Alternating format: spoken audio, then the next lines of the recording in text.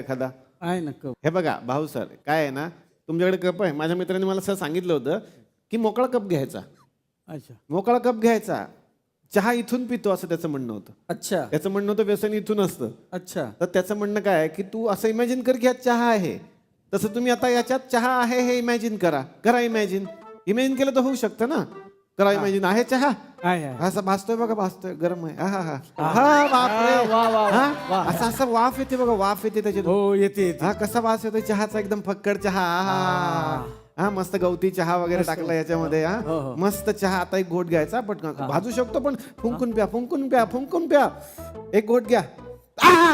कसा वाटला वा वा मस्त मस्त. चहा पिण्याचा आनंद मिळाला की नाही? मिळाला. हा प्रयोग करायचा. वा वा पण हा प्रॉब्लेम नाही माझा. मग प्रॉब्लेम काय ह्याच्यात बिस्किट बुडून कसं खायचं?